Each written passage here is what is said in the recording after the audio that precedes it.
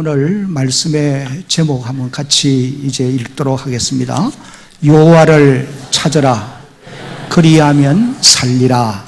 이 말씀은 선지자 아모스가 북이스라엘 백성들을 향하여서 선포한 그런 말씀입니다. 선지자 아모스는 북쪽 이스라엘을 여로보암 2세가 통치하고 있을 때에 하나님의 말씀을 대언하던 그런 선지자입니다. 동시대 선지자로서는 호세아와 요나 이런 선지자들이 함께 이제 같은 시대에 하나님의 말씀을 전하던 그런 선지자라고 보시면 되겠습니다. 북쪽 이스라엘은 이제 성경의 기록을 보면은 여로보암 2세가 통치하고 있을 그때가 가장 번성하고 강성한 그런 나라를 이루었다. 그렇게 이제 말씀을 하시고 계십니다. 열왕기하 14장 25절을 읽어보면은 이스라엘의 하나님 여호와께서 그의 종 가드헤벨 아미떼의 아들 선지자 요나를 통하여 하신 말씀과 같이 여로보암이 이스라엘 영토를 회복하되 하맛 어귀에서부터 아라바 바다까지 하였으니 그렇게 기록을 했습니다. 이 말씀은 여로보암 2세가 하나님의 말씀을 듣고 그 말씀을 순종하며 살았더니 영토를 회복하게 되고 또 부강한 나라를 만들 수 있게 되어진 것이다. 그런 의미의 말씀입니다. 여러분, 오늘도 이 말씀이 우리에게도 적용되는 줄로 믿어야 합니다. 오늘 저와 여러분들도 하나님의 말씀을 따라서 순종의 삶을 살게 되면은 하나님이 복을 주시는 줄로 여러분 믿으시기를 바랍니다. 이것은 하나님의 영원한 약속이기 때문에 오늘도 그 말씀이 적용되게 되어 있는 것입니다. 그런데 안타까운 것은 그런 번성함이 오히려 타락의 원인이 되어졌다. 그렇게 이제 말씀을 하고 있습니다. 이 선지자 아모스와 동시대 선지자였던 호세아가 지적한 그런 말씀을 보면은 이렇게 기록합니다. 호세아 13장 1절에 에브라임이 말을 하면 사람들이 떨었도다. 이 말은 에브라임은 북쪽 이스라엘을 대표하는 지파예요. 그러니 북쪽 이스라엘 백성들의 권세가 아주 대단했다라고 하는 것을 알 수가 있습니다. 그가 이스라엘 중에서 자기를 높이더니 이건 교만해진 그런 모습을 이제 표현한 말씀으로 보시면 됩니다. 그랬더니 바알로 말미암아 범죄함으로 망하였거늘 그렇게 기록했습니다. 그리고 또 호세아 13장 6절을 읽어보면은 같이 한번 읽어봅니다. 그들이 먹여준 대로 배가 불렀고 배가 부르니 그들의 마음이 교만하여 이로 말미암아 나를 잊었느니라. 하나님을 떠나고 바알을 섬기는 자리로 나아가게 되었다. 그런 말씀이에요. 이 외에도 아모스 4장이나 오늘 우리가 읽은 이 본문들을 살펴보면은 북이스라엘이 여러 가지 죄악을 범했다. 그렇게 이제 말씀을 하고 있습니다. 그래서 첫째로 선지자 아모스는 하나님의 심판이 임하게 될 이스라엘에 대한 애가를 지어 노래를 하였던 것입니다. 이것이 이제 1절로 3절의 말씀이에요. 1절을 다시 한번 읽어보면은 이스라엘 족속아 내가 너희에게 대하여 애가로 지은 이 말을 어떻게 해라? 들으라. 이 애가라고 하는 말은 슬픔의 노래를 말하는 것이죠.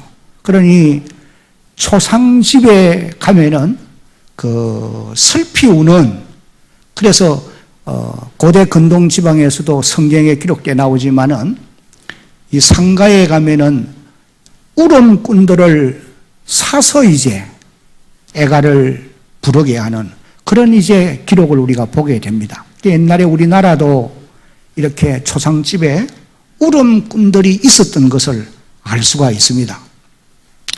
성경에 보면은 이 애가를 지어 부른 경우가 여러 곳에 기록되어 나와요. 특별히 다윗 왕이 사무엘하 1장 17절 이후를 보면은 사울 왕과 요나단이 죽었다는 소식을 듣고 애가를 지어 부르는 이런 기록을 볼 수가 있고, 또 사무엘하 3장 33절을 보면은 아브넬 장수가 죽임을 당했다고 하는 소식을 듣고 애가를 지어 부르는 이런 기록을 우리가 보게 되어집니다. 그리고 또 선지자 예레미야와 같은 사람도 예레미야 애가서를 통해서 바벨론에 의해서 이 예루살렘 성이 멸망을 받고 폐허가 된 예루살렘 거리를 왕래하면서 처절한 예루살렘을 바라보면서 슬픔의 노래 애가를 지어서 불렀던 그런 기록도 우리가 보게 되어집니다. 그래서 애가는 대체로 죽은 곳에 상가에나 죽은 집에서 이렇게 부르던 그런 노래라고 보시면은, 죽은 이후에 부르는 그런 노래라고 보시면은 되겠습니다. 그런데 여기 선지자 아모스는 그런 경우와는 조금 다릅니다. 아직 북이스라엘이 멸망을 받지는 않았는데도 멸망을 받은 것처럼 애가를 지어서 그 백성들에게 부르게 했다는 거예요. 그 이유는 이스라엘은 앞으로 반드시 멸망을 받을 것이기 때문에 그렇게 한 것입니다. 하나님의 경고를 거듭 받았지만은 그들이 결국은 회개치 아니하므로 하나님이 반드시 심판할 것이기 때문에 애가를 먼저 이렇게 부르게 했던 그런 모습을 이제 우리가 보게 됩니다. 그러면 선지자 아모스가 부른 애가의 내용이 어떤 것이냐? 조금 전에 우리가 읽은 2절을 보면은 처녀 이스라엘이 엎드려졌으며 다시 일어나지 못하리로다. 자기 땅에 던지우며 일으킬 자 없으리로다. 이 말은 신생국 아수르에 의해서 북쪽 이스라엘이 멸망을 당하는데 어느 누구도 그들을 아수르의 손에서 건져줄 자가 없다라고 하는 그런 표현의 말씀이에요. 그리고 또 3절을 읽어보면은 1000명이 거하던 성읍에서 100명이 남고 100명이 행군하는 자리에 있었는데 10명이 남았다. 10분의 9는 죽임을 당하고 10분의 1이 겨우 남는 그런 경지에 이르고 말았다. 그렇게 이제 기록을 합니다. 이런 말씀들은 일부의 사람은 남고 대다수의 사람이 죽었다, 그런 의미로 우리가 이해를 할 수 있겠습니다만은, 그러나 이런 표현은 완전히 패망한, 살육을 당해서 멸망을 받은 그런 이제 비참한 현실을 이제 표현한 모습으로 이해를 하시면 될 것입니다. 이스라엘이 왜 이렇게 비참한 현실을 맞이할 수밖에 없었느냐? 선지자 호세아는 호세아 13장 9절에서 이런 이유를 말씀하세요. 함께 한번 읽어봅니다. 이스라엘아, 네가 패망하였나니 이는 너를 도와주는 나를 대적함이니라. 하나님을 대적하는 자가 되어지므로 하나님이 그들을 아수르 손에 내버려 두어서 결국은 이렇게 패망하게 되어진 것이다. 그렇게 이제 말씀을 하셨습니다. 시편 118편 7절에도 보면은 같이 이 말씀도 읽겠습니다. 여호와께서 내 편이 되사 나를 돕는 자들 중에 계시니 그러므로 나를 미워하는 자들에게 보호하시는 것을 내가 보리로다. 내가 하나님이 내 편이 되어서 나를 돕는 자로 계실 때는 나를 헤아리고 하는 자가 있다 하더라도 하나님이 그들을 물리쳐 주시고 나를 그들의 손에서 건져 주시기 때문에 내가 보호를 받을 수가 있었다는 거예요. 그러나 북이스라엘은 그들을 돕는 하나님을 대적하는 자가 되어짐으로 말미암아 아수르의 손에 붙잡히게 되었고 그들의 말발굽 아래 이제 짓밟히는 그런 비극을 안게 되어진 것이다. 그렇게 말씀을 하시고 계십니다. 그리고 또 본문 16절과 17절도 보면은 같은 애가를 이제 기록을 하고 있는 것을 봅니다. 회개를 거듭 촉구하는데도 회개치 않는 이스라엘에게 선지자 아모스는 패망을 선언하는 그런 말씀을 이제 볼 수가 있어요. 여기 16절과 17절을 다시 한번 봅니다. 그러므로 주 만군의 하나님 여호와께서 이와 같이 말씀하시기를 사람이 모든 광장에서 울겠고 모든 거리에서 슬퍼도다 슬퍼도다 하겠으며 농부를 불러다가 애곡하게 하며 울음꾼을 불러다가 울게 할 것이며 17절 같이 한번 읽습니다. 모든 포도원에서도 울리니 이는 내가 너희 가운데로 지나갈 것이니라. 여호와의 말씀이니라. 여러분, 여기 하나님이 이스라엘 공동체 가운데로 지나가신다. 하나님이 돕기 위해서 지나가는 것을 의미하는 말씀이 아니에요. 심판의 칼을 들고 하나님이 이스라엘 공동체를 통과해 가심으로 그 칼날에 의해서 수많은 사람들이 살육을 당하고 죽임을 당하는, 그래서 마치 초상집과 같이 된 그런 현상이 되어질 것이다. 그런 의미의 말씀이에요. 그래서 여기 기록한 말씀을 보니까 사람이 모든 광장에서도 울고 거리거리에서도 슬퍼도다 슬퍼도다 탄식하는 이런 손이 많이 메아리치는 그런 땅이 되어지고 말았다는 거예요. 그러면 왜 북이스라엘이 그런 무서운 심판을 이와 같이 받게 되었느냐? 아모스는 4장을 통해서 이렇게 말합니다. 하나님이 그들에게 7가지 재앙을 내렸지만은 그 재앙을 경험하면서도 회개치 아니하고 하나님께로 돌아오지 아니함으로 최종적으로 아수르에 의해서 이와 같이 패망을 당하게 되었다. 그렇게 말씀을 하시고 계세요. 아모스 4장 6절로 11절까지의 그렇게 기록한 말씀을 우리가 보게 되어집니다. 이 말씀들을 요약해 보면은 이런 내용이에요. 6절을 보면은 너희의 각 처소에서 양식이 떨어지게 하였으나 먹을 양식이 없어요. 그럼에도 이 백성들이 회개하고 하나님께로 돌아오지 아니했다는 거예요. 그 다음에는 두 번째 재앙은 7절 8절을 보면은 추수하기 10달 전에 늦은 비를 중단해서 마실 물이 없어 비틀거리는 이런 경지에 이르게 되었는데도 그들이 회개치 아니하고 하나님께로 돌아오지 아니했다. 그 다음에 세 번째 재앙은 9절을 보면은 곡식을 마르게 하는 재앙을 내렸다. 그 다음에 9절 하반절을 보면 네 번째는 메뚜기 재앙을 내렸다고 말씀합니다. 그리고 다섯 번째는 10절을 보면은 전염병을 그들에게 보냈다는 거예요. 그런데도 그들이 그런 고통을 겪으면서도 회개치 아니하고 하나님께로 돌아오지 아니했다는 거예요. 그 다음에 7번째는 11절을 보면은 지진으로 인해서 성읍을 무너뜨렸지만은 그들이 회개하고 하나님께로 돌아오지 아니하였다. 그렇게 이제 말씀을 합니다.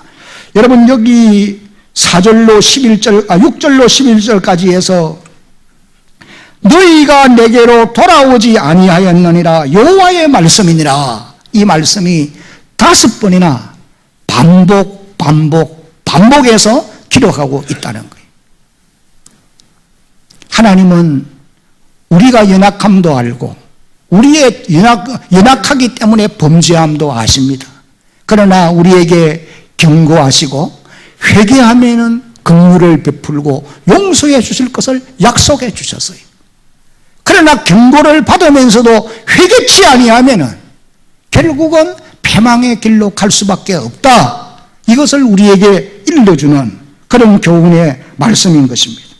그리고 또 북이스라엘이 심판을 받게 된 이유를 오늘 우리가 읽은 본문 10절로 13절에서도 여러 가지를 말씀하고 있음을 알 수가 있습니다.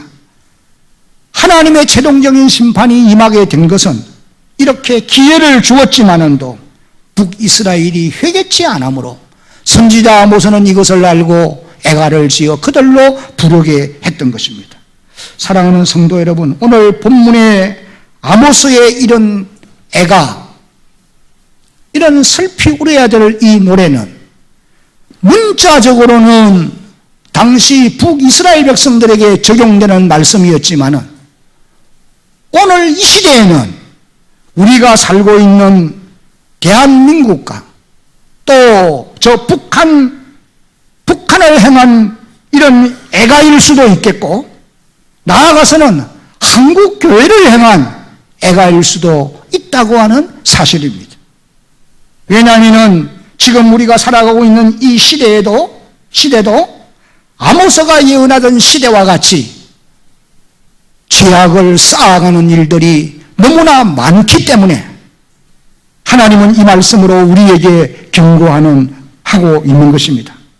먼저 우리나라를 두고 한번 생각해 보면은, 우리나라는 조금 전에도 우리 장로님이 기도한 말씀과 같이, 내용과 같이 하나님이 보호하사 오늘의 이 나라의 번성함이 있게 되어진 것이 분명한 사실인데, 지금 우리나라는 하나님이 가장 싫어하는 동성애법, 성경에 보면 하나님이 가장 싫어하는 죄악이 동성애예요. 그러면은 소수자 차별금지법, 종교차별금지법, 이외에도 잘못된 인권 조례들, 이런 법들을 합법화하려고 정부 또 국회의원 가운데서도 많은 사람들이, 또 언론과 정교조, 도시, 군, 의회들, 교육부까지 이것들을 합법화하려고 안간 힘을 다쓰는 것을 보게 되어지는 것입니다. 여러분들은 이런 내용을 들어서 기억을 할지 몰라도 저는 직접 시의회도 가서 이런 부분에 대해서 항의도 하고 이렇게 한 적이 있어요. 여러분, 만약에 이런 법이 이 땅에 통과되어지면은 성적 문란이 급격히 오게 되어질 것이 분명하고, 차세대 교육은 완전히 무너질 것이며, 또 복음을 자유롭게 전할 수가 없게 되어진다고 하는 것입니다. 그렇게 되면은 교회는 더더욱 위축을 받을 수밖에 없게 되어지는 것입니다.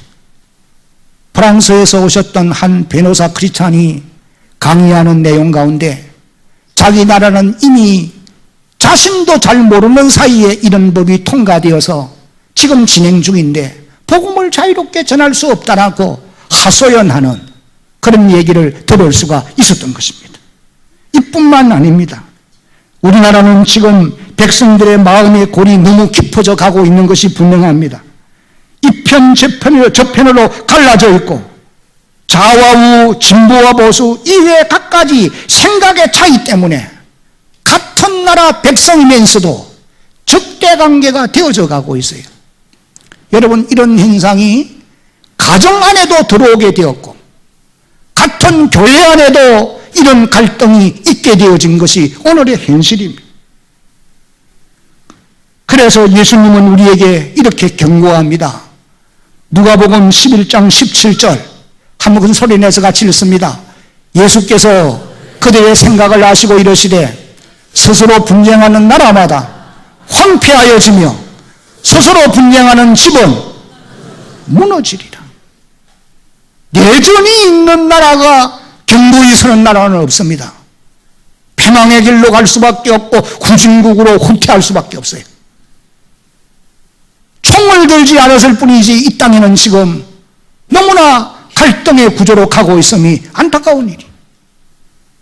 갈라디아 5장 15절도 같이 소리내서 읽습니다. 시작. 만일 서로 물고 먹으면 피차 멸망할까 조심하라. 오늘 이 한국 사회를 우리가 이런 관점에서 볼 때에 아모스의 애가가 이 시대의 이 백성들에게 적용되어지는 말씀이다, 그렇게 말할 수가 있는 것입니다. 그리고 또 철회장막 넘어 북한 땅은 오늘 이 땅, 이 남한보다도 훨씬 더 죄악을 쌓아가고 있는 것이 사실입니다. 그들은 지금 핵을 만들어서 세계를 위협하고 있습니다. 교만이 목에까지 차 있어요. 내적으로는 심각한 어려움에 처해 있습니다. 백성들은 굶주리고 권력자들은 배부릅니다. 나라 안에 온통 김일성 일가의 우상들로 가득 차 있습니다.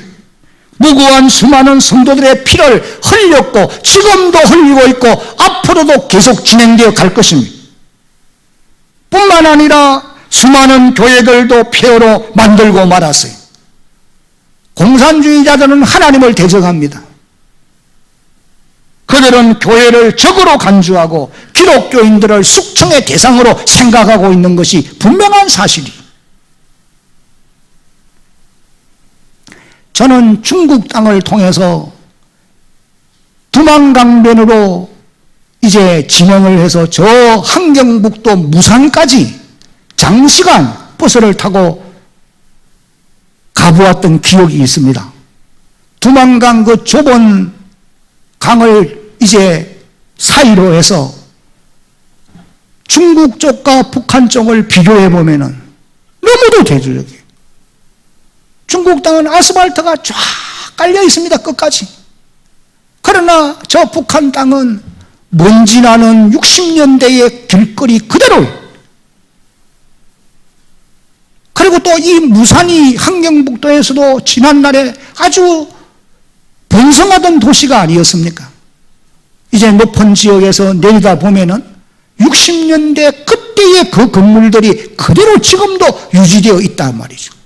그러니 평양성을 중심한 그 지역 외에는 전역이 다 이와 같이 어려운 그런 지역들이라고 보시면 됩니다. 그런데 여러분, 이 북한을 그들이 주장하는 주체사상을 그렇게도 사모하고 동경하는 이유가 어디에 있는지 도무지 이해할 수 없어요.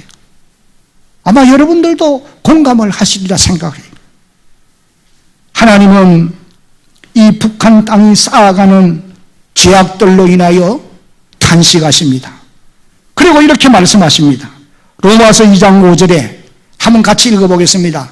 다만 내 고집과 회개하지 아니한 마음을 따라 진노의 날 곧 하나님의 의로우신 심판이 나타나는 그날에 임할 진노를 내게 쌓는도다. 하나님의 진노를 계속 쌓아가고 있다. 사랑하는 성도 여러분, 우리 성도들은 저 북한을 바라보면서 애가를 불러야 할 것입니다. 하나님의 긍휼하신 이야기를 기도해야 한다는 말씀인 것입니다. 그리고 또 지금 우리 한국교회도 무서운 죄를 범하고 있음이 사실이에요. 사도 바울이 디모데후서 3장 2절로 5절까지 해서 지적한 바와 같이 사람들이 자기를 자랑하고 돈을 사랑하며 자랑하며 교만하며 비방하고 부모를 거역하고 감사치 않고 무정하고 절제하지 못하고 사납고 선한 것을 좋아하지 아니하고 조급하며 쾌락 사랑하기를 하나님 사랑한 것보다 더하고 경건의 모양은 갖추었는데 능력은 부인하는 이런 모습이 오늘 교회 안에 있는 우리 성도들의 모습이다 라고 지적할 수 있다는 거예요.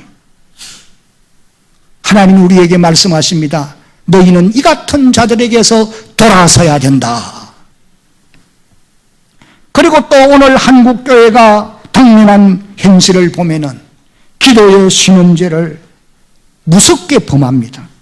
복음 전하기를 힘쓰지 않습니다. 말씀대로 살아보려고 노력하는 자들이 갈수록 줄어가고 있습니다. 윤리와 도덕이 무너지고 있고 세상의 빛과 소금이 되려고 힘쓰는 사람들을 찾아보기가 어려운 때입니다. 그래서 교회는 부흥이 중단되었고 오히려 줄어들고 있고 다음 세대는 맥락을 겨우 유지하고 있는 그런 현실이 뿐만 아니라 기존의 성도들도 사소한 이유들로 마음이 나누이고 교회를 떠납니다. 여러분, 그래서 한국교회도 오늘 여기 3절에 기록되어 있는 말씀과 같이 1000명이 모이는 곳에 100명이 남고 100명이 모이는 곳에 10명이 남는 마치 유럽교회를 닮아가는 이런 현상이 오늘 한국교회 안에도 일어나고 있는 것이 분명하다. 그렇게 말할 수가 있는 것입니다. 그래서 교회도요, 앞으로 보세요. 빈익빈 부익부 현상으로 갑니다. 대형 교회는 더 비대할 수 있겠고 중형교회와 소형교회들은 갈수록 어려움을 겪을 수가 있다는 거예요. 이것이 오늘 한국교회의 참으로 안타까운 모습이 아닐 수가 없는 것입니다. 사랑하는 성도 여러분, 오늘 우리가 살고 있는 이 시대가 아모스가 예언하던 북이스라엘 백성들처럼 죄악이 관영해가고 있음을 우리는 알아야 합니다. 그러므로 아모스의 애가를 우리도 기억하고 하나님 앞에 너나 나나 할 것 없이 다 회개하는 주의 백성들이 되어야 할 줄로 믿습니다. 그래야 살게 되어 있어요. 두 번째로 선지자 아모스는 같이 읽겠습니다. 시작. 너희가 살기 위해서 여호와를 찾아라. 오늘 여기 4절과 6절을 보면은 4절에 여호와께서 이스라엘 족속에게 이와 같이 말씀하시기를 너희는 나를 찾으라 그리하면 살리라. 6절 소리내서 한번 같이 읽습니다. 시작. 너희는 여호와를 찾아라 그리하면 살리라.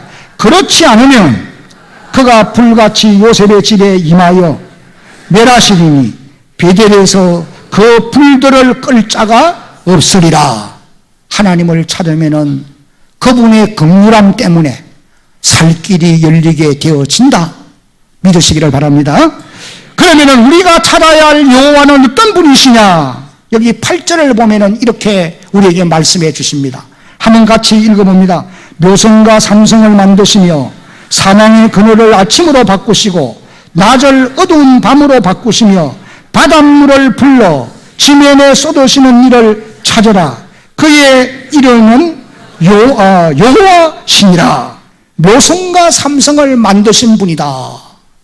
별들을 만들었단 말이죠. 창조주라는 겁니다. 사망의 그늘을 아침으로 바꾸고 낮을 어둠으로 바꾸는 분이시다. 환경을 변화시키는 분이라는 의미의 말씀이에요. 열왕기하 7장을 읽어보면은 사마리아 성이 아람 군대로 에워싸여서 아사 직전에 이르러 있습니다. 얼마나 힘들었던지 여인들이 품에 안고 있는 어린 아이를 삶아서 먹는 그런 경지에 이르렀어요. 그런데 하나님이 그런 상황을 하루아침에 바꾸어 주시는 이런 놀라운 역사가 일어난 것입니다. 우리가 아는 바와 같이 아람 군대를 하나님이 물리치시고 그들이 남겨두고 간 그 곡식과 먹을 그것들로 인해서 사마리아 성이 풍요해지는, 회복되어지는 이런 놀라운 역사를 보게 됩니다. 그리고 또 여기 8절 하반절을 보면은 하나님은 바닷물을 불러 지면에 쏟으시는 분이라 그렇게 말씀했어요. 태양열로 바닷물을 증발시켜 구름이 되게 하시고 다시 땅에 비를 내려 지면을 적셔서 곡식이 자라게 하시는 그런 하나님이시다. 그렇게 말씀을 하십니다. 그 다음에 이제 9절을 한번 같이 읽어봅니다. 그가 시작. 그가 강한 자에게 갑자기 패망이 이르게 하신저 그 패망이 산성에 미치느니라. 이 말씀은 하나님은 그의 위엄이, 그의 능력이 강하기 때문에 아무리 강한 자라도, 아무리 강한 민족이라도, 아무리 강한 나라라도 패망에 이르게 한다는 거예요. 갑자기 패망에 이르게 하실 수 있다는 거예요. 여러분, 지난 이제 목요일이 강복절이었습니다. 2차 대전 때에 일본이 얼마나 강성한 나라였습니까? 1945년 8월 15일 하루아침에 원자폭탄 두 개가 히로시마와 나가사키에 투하되어지니까 천황 히로히토는 무조건 항복을 선언하는, 굴복하고 마는 그런 모습을 봅니다. 그래서 2차 대전이 종전되고 한국이 독립의 기쁨을 안게 되어졌던 거예요. 하나님이 강한 분이시기 때문에 그 어떠한 강한 자들도 갑자기 패망에 이르게 하시는 분이다. 그 하나님을 찾으면 살게 되어진다는 거예요. 2차 대전 때의 영국군도 10만 대군이 하나님의 능력으로 말미암아 살게 되어진 역사적인 기록을 우리가 듣게 되어지는 것입니다. 독일 공군이 이제 일어나서 도브해협을 건너는 10만 대공원을 폭격하도록 되어 있는데 영국군의 통수권자인 처칠이 온 국민에게 호소한 내용이 국민 여러분, 우리 군을 위해서 기도해 주십시오. 독일군 폭격기가 10만 영국 대군이 도브해협을 건너야 되는데 죽음 직전에 있습니다. 영국 국민은 이 호소를 듣고 기도했어요. 그런데 놀라운 것은 하나님이 독일 공군 그 지역에 갑자기 소낙비를 내림으로 인해서 폭격기가 한 대도 이루갈 수 없었다는 거예요. 그래서 무사히 10만 대군이 도브해협을 건너갔다. 그렇게 전하는 것을 우리가 들을 수 있는 것입니다. 하나님은 강하신 분이기 때문에 아무리 강한 자라 할지라도 하나님이 갑자기 폐막에 이르게 하실 수 있는 분이다. 그분을 찾아라. 우리에게 그렇게 말씀을 하십니다. 그리고 또 아모스 4장 13절을 보면은 하나님은 보라 산들을 지으며 바람을 창조하며 자기 뜻을 사람에게 보이며 아침을 어둡게 하며 땅의 높은 데를 밟는 이는 그의 이름이 만군의 하나님 누구시라고요? 여호와시니라. 이 하나님을 찾으면 살게 되어진다는 것입니다. 사람은 누구나 하나님의 형상대로 지음받은 존재예요. 저도 마찬가지, 여러분 개인도 하나님의 형상대로 지음받은 하나님을 닮은 존재들이, 그러므로 하나님을 찾게 되어지면 행복한 삶을 살아가게 될 줄로 여러분 믿으시기를 바랍니다. 그러면은 우리가 어떻게 하면 하나님을 찾을 수 있느냐? 오늘 아모스는 14절 15절에서 우리에게 이것을 이렇게 말씀을 합니다. 너희는 살려면 선을 구하고 악을 구하지 말지어다. 만군의 하나님 여호와께서 너희의 말과 같이 너희와 함께 하시리라. 15절 같이 읽습니다. 너희는 악을 미워하고 선을 사랑하며 성문에서 정의를 세울지어다. 만군의 하나님 여호와께서 혹시 요셉의 남은 자를 불쌍히 여기시리라. 너희가 하나님을 찾는 방법은 선을 구하고 악을 행하지 아니하는 것이다. 그러면은 너희가 살아남을 수도 있다. 하나님이 그렇게 아모스를 통해서 그 시대 백성들에게 말씀하고 있어요.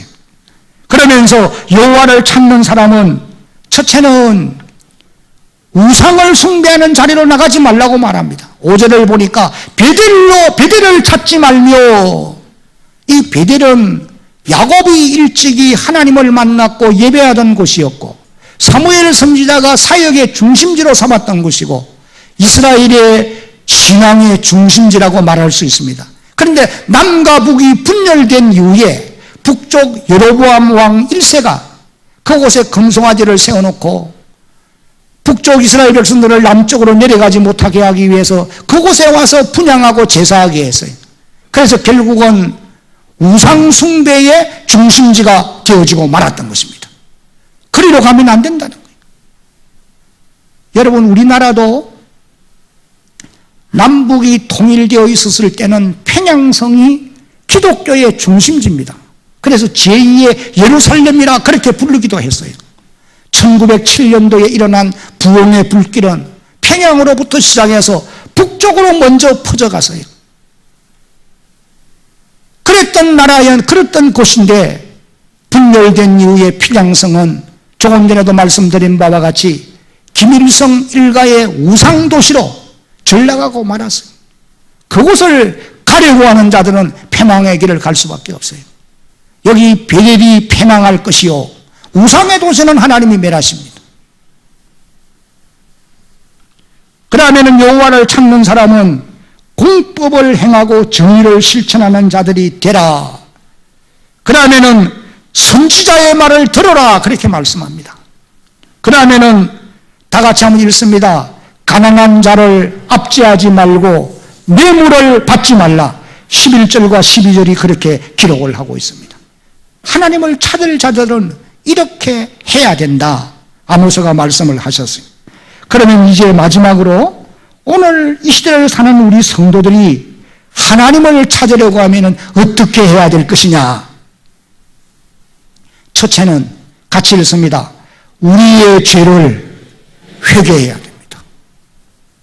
여러분, 하나님을 찾으려고 하면 제일 먼저 저나 여러분들이 회개해야 됩니다. 만일 우리가 우리 죄를 자백하면 그는 미쁘시고 어로우사 우리 죄를 사하시며 모든 불의에서 우리를 깨끗하게 하실 것이요. 요한일서 1장 9절에 약속합니다. 이사야 59장 2절에 보면은 한번 같이 읽어봅니다. 오직 너희의 죄악이 너희와 하나님 사이를 갈라 놓았고 너희의 죄가 그의 얼굴을 가리어서 너희에게 듣지 않으시게 함이니라. 하나님과 우리 사이를 죄악이 골라 놓았다는 거예요. 회개하면은 이 관계가 회복되어지고 하나님이 우리의 기도를 들으시고 우리를 만나주시는 이런 은총을 누리게 되어 있는 것입니다. 두 번째는 같이 읽습니다. 말씀과 기도를 통해서 하나님을 찾아야 합니다. 요한복음 5장 39절을 보면은 모든 성경은 너희가 성경에서 영생을 얻는 줄 생각하고 성경을 연구하거니와 이 모든 성경에 예수님께 대해서 기록을 하고 있다고 그랬어요. 그래서 하나님의 말씀을 통해서 우리가 하나님을 찾을 수 있게 되어지는 겁니다. 그리고 또 열왕기상 22장 25절을 읽어보면 미가야 선지자가 시드기야 거짓 선지자에게 이렇게 말합니다. 네가 골방에 들어가서 숨는 날에 하나님의 이상을 보게 될 것이다. 이 말은 기도의 자리에 나갈 때에 내가 하나님의 뜻을 발견하게 되고 하나님을 만나는 복을 누리게 될 것이다. 그런 의미의 말씀이에요. 오늘 시대를 살아가는 우리 성도들은 말씀과 기도로 하나님을 만나야 됩니다. 마지막 한 가지는 예배를 통해서 누구를 찾아야 돼요? 하나님을 찾아야 돼요. 출애굽기 29장 42절로 43절 소리내서 같이 읽습니다. 이는 너희가 대대로 여호와의 앞 회막문에서 늘 드릴 번제라. 내가 거기서 너희와 만나고 내게 말하리라. 43절 내가 거기서 이스라엘 자손을 만나리니 내 영광으로 말미암아 회막이 거룩하게 될지라. 다 앞을 보십시오. 구약시대의 번제의 자리는 오늘 이 시대 우리로 말하면 예배하는 자리입니다. 거기서 내가 너를 만나고 너의 백성을 만날 것이다. 하나님이 모세에게 말씀하고 있어요. 오늘 시대도 마찬가지입니다. 예배하는 자리에 나와 있는 우리를 주님이 오셔서 만나 주시고 우리가 이곳을 통해서 하나님을 찾을 때에 주님이 찾아와 주시고 만나 주시고 우리에게 응답해 주실 줄로 믿으시기를 바랍니다. 이것이 하나님이 우리에게 주는 약속의 말씀이에요. 이제 말씀을 맺겠습니다. 하나님은 오늘 우리들에게 여호와를 찾아라 그리하면 살리라 그렇게 말씀해 주셨어요. 우리의 삶의 현장이 아무리 힘들고 어려운 문제들이 있다 하더라도 하나님은 능히 그것을 해결해 주실 수 있기 때문에 찾으라는 거 아니겠습니까? 어떤 상황 가운데서도 열심히 하나님을 찾는 그런 주의 백성들이 되어지기를 예수님의 이름으로 축복합니다.